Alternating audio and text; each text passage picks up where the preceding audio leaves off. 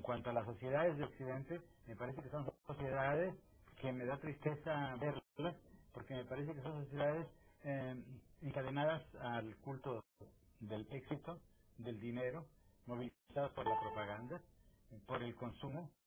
En fin, por ejemplo, en el campo que más me apasiona, que más me interesa, en el campo de la literatura, es evidente que más y más las sociedades de Occidente tienen muchos defectos y deben ser criticadas desde muchos puntos de vista. Pero es muy importante recordar lo siguiente: nunca en la historia el hombre ha vivido mejor que en estas sociedades de Occidente. Eso es absurdo. Nunca ha llegado más lejos en libertad, en igualdad, en oportunidades para todos como en estas sociedades llenas de imperfecciones y defectos del Occidente. Yo vengo del Perú, que el Octavio viene de México, y desde la perspectiva de nuestros países creo que nosotros podemos apreciar muchísimo mejor que quienes viven inmersos en esas sociedades avanzadas de Occidente todo aquello que el Occidente ha conseguido. De ninguna manera ha alcanzado el paraíso. Yo estoy seguro que el paraíso no se puede alcanzar, que por lo tanto esas sociedades deben seguir progresando y autocriticándose implacablemente. Pero cuando uno mira fuera lo que hay allí, lo que hay en un país como el mío, lo que hay en un país como el de Octavio, ve que el abismo que nos separa no solo es enorme, sino que es un abismo que cada día crece.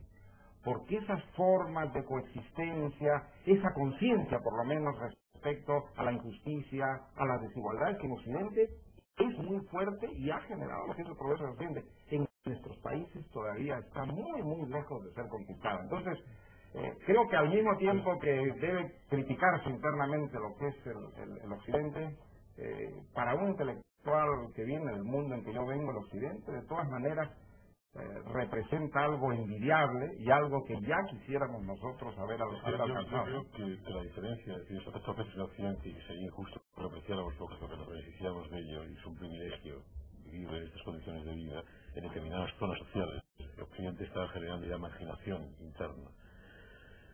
Se debe a que Occidente, lo que llamamos Occidente, explota no sé qué. Es decir, Occidente es responsable de que en América Latina viváis peor. Europa es corresponsable. Europa es corresponsable de que en África vivan peor.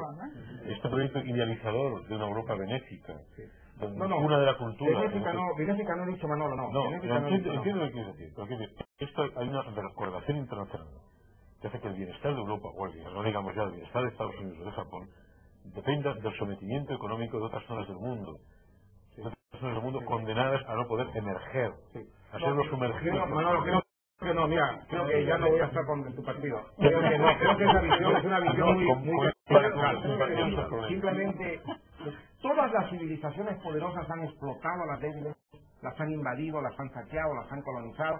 Ese es un rasgo constante de la historia. La única civilización que se ha autocriticado a ese respecto de una manera implacable, tanto que ha terminado cediendo lo que fueron sus imperios, y es todavía capaz de producir intelectuales como tú, que las siguen criticando implacablemente cuando aún aquello no es verdad. La cita de Popper ya se analizó.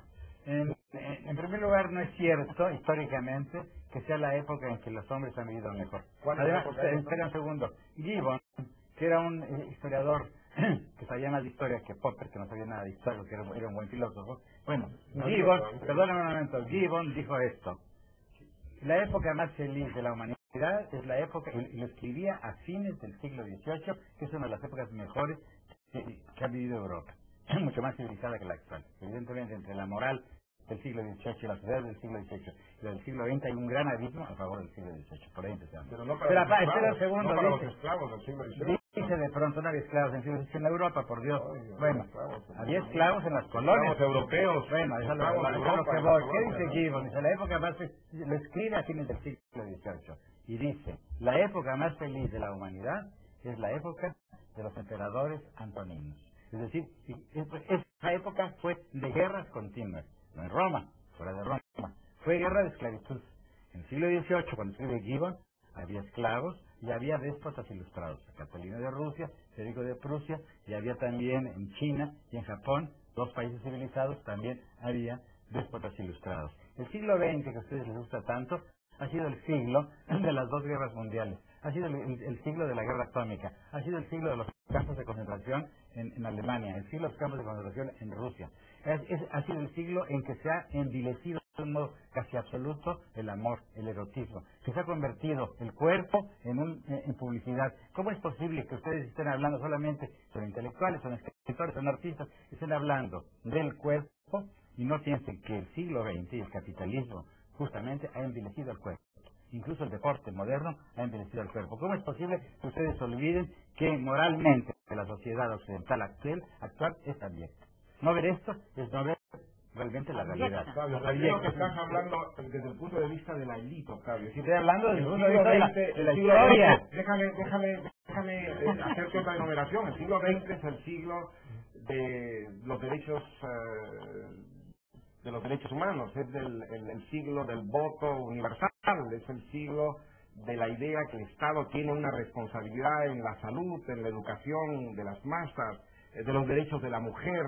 Es el siglo en el que las ideas de igualdad se traducen efectivamente en una legislación, y el siglo en el que surgen las ideas de que las minorías tienen unos derechos que deben ser también respetados, algo que nada de eso ocurrió jamás en la historia. Es decir, hubo momentos en que la historia fue muchísimo más intensa, más rica, más brillante y creativa, pero siempre para una élite muy pequeñas y minoritarias. Yo creo que los intelectuales de cine no se equivocaron.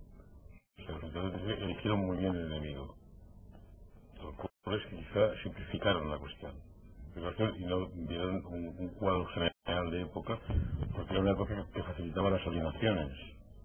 Por ejemplo, no supieron ver pues, los procesos de Moscú, no supieron ver la desaparición de Lenin, como dijo Saint-Cyr, no supieron ver todo eso, pero es que era una época en la que las expectativas de cambio eran tan fascinantes, tan tremendas, tan urgentes, que la capacidad de alienación era muy superior a la que podemos tener en estos momentos. Si pronto ser alienado sería un pecado, y en cambio en el 37 yo creo que es un pecado disculpable.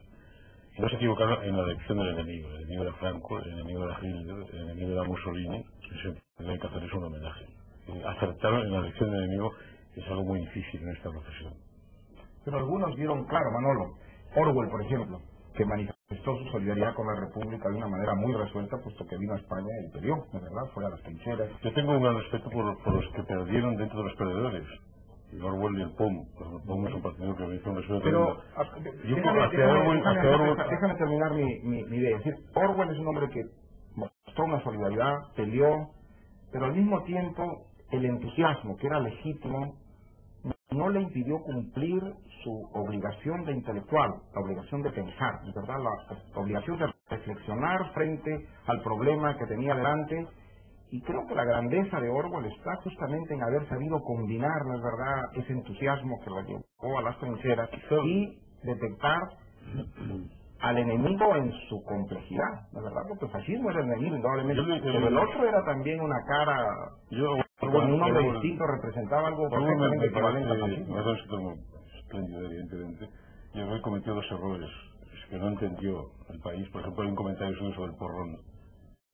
El porrón. ¿Sobre qué, perdón? ¿El porrón? Este es un comentario completamente inglés. Es un comentario de jugador de cricket que hace que sospeches de que los elementos de lo cotidiano no acaba de captarlos. Ahora, lo fundamental, que fue su horror ante la brutalidad, eso lo captó. Ante eso lo hemos de respetar. Ahora, por otra parte, era un hombre que tenía una óptica que, por ejemplo, yo no es que sea la crítica sea específicamente mía. Yo respeto mucho a un liberal norteamericano que es Trilling, William Trilling, que es uno de los grandes teóricos de literatura y del pensamiento liberal norteamericano, que hace una sanción del Orwell que contempló la guerra española muy justa. Es decir, Orwell contempló la guerra española con una distancia olfativa. Es decir, para Orwell la guerra española era una guerra casi de tercer mundo. Es casi una distancia olfativa que muchos intelectuales europeos en estos momentos podrían tener ante un problema marroquí o libanés o de otro lugar. Bueno, yo no creo, creo y no creo. Creo que no nos equivocamos en 37, que escogimos bien nuestros enemigos, pero que no escogimos bien nuestros amigos, o que mejor dicho, fuimos ciegos delante de los amigos. Era muy difícil, de acuerdo, era muy difícil. No, sí podíamos elegir, porque Orwell explosión. Además no fue el único, no fue el único, hubo muchos. En primer lugar hubo la gente del PUM, hubo los anarquistas, hubo mucha gente que luchó con las armas en la mano también y que fueron exterminados físicamente. Pero aparte de eso, hubo del otro lado también escritores como Bernanos, que estuvo del lado de Franco y ante los crímenes del franquismo se levantó y no tuvo escrúpulos en escribir ese libro, Los grandes cementerios bajo la luna. O bien la escritora francesa Simone Weil, que también denunció, de modo que no solamente Orwell, personaje en muchos aspectos admirable y que además es verdad que tiene una mirada muy inglesa, muy insular, pero eso es diríamos un defecto de nacimiento. Yo diría que tuvieron otra realidad importante, ¿no? Y que no marcó tantas distancias ante el asunto, que fue Bergamín. Bergamín era católico, católico, como le llama Foxá en Madrid de corte checa, y que jugó claramente con los republicanos y que tenía una mirada católica de la república, y que tenía una mirada católica del compromiso. Bueno, yo diría que tenía una mirada jesuítica, porque realmente es uno de los que justificó, yo admiré al escritor Bergamín, pero lamenté siempre sus debilidades, como ese prólogo terrible de Bergamín en que se acusa a la gente del PUM de agentes de Hitler, por ejemplo.